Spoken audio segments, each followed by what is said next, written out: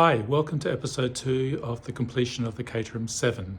Since I got the car, I've done a lot of sorting of all the bits and pieces that I have, and I just wanted to show you a little bit of what I've done. I know this may look a little OCD, but having some sort of order makes finding things that much easier.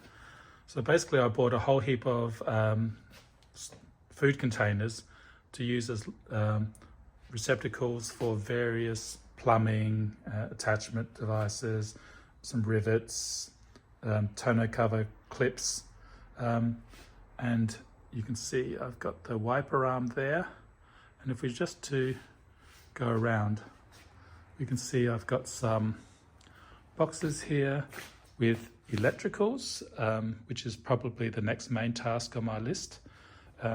I've got body parts here, mirrors, a shifter boot, some overflow containers that I may or may not need. And in this one, I've got a fire extinguisher system. The next thing we need to do is to just get the car working. The first thing I have on my list is to see whether I can turn the engine over. So to do that, I'll pull the plugs and just see, put a spanner on the crank pulley and just see if I can get it turning at all. I suspect it's probably okay, but that will be a relief if the engine does turn freely. After that, basically it's concentrating on the fuel system. What you see here is the Lotus twin cam engine. One of the things that I'm a little concerned about is whether the engine is actually in good condition. And the first thing I want to do is just to see whether I can get it to turn. So to do that, I'll just remove the spark plugs and see whether, put a little bit of lubricant down into each cylinder and then see if I can turn the engine. If it does, then I have a little bit more confidence that this engine is good after sitting for 22 years. Okay, so I've taken the spark plugs off, and as you can see, I've numbered them so I don't forget where they go from. So now I'm going to pull the spark plugs out.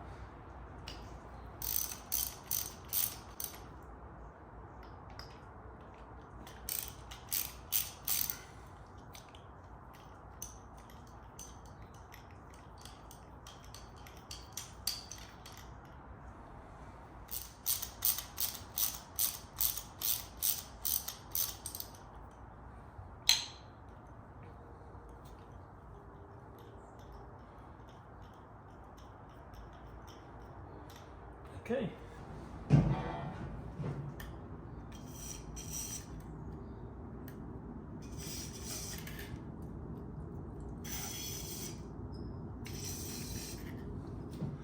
Okay, I have the car on the lift, and you can see the crank pulley, and I'm just going to put a wrench on that and see if the car turns, if the engine turns. So, yes. No worries. Well, that's a relief. What we're looking at now is the ATL fuel cell. This fuel cell contains foam, and that foam needs to be replaced. They recommend every 10 years. The foam in this tank has been in there for over 20 years, and as you can see, there's no way to actually get into the tank to replace the foam.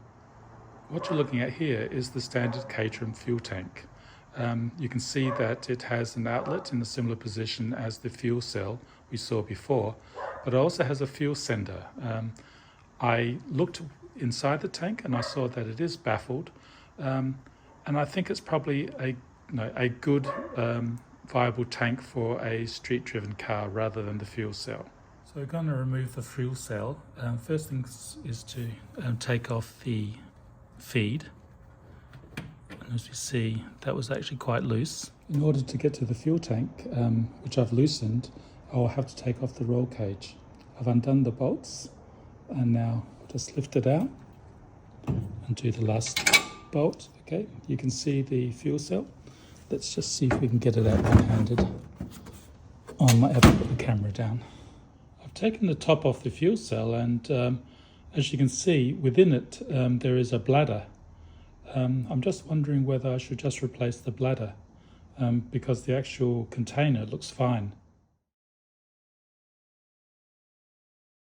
As you can see, the original Caterham fuel cell is now installed in the car, and I'll just install the roll bar while I'm at it. Okay, the fuel cell is now in. Here is the fuel tank with the line connected now to the fuel pump over there.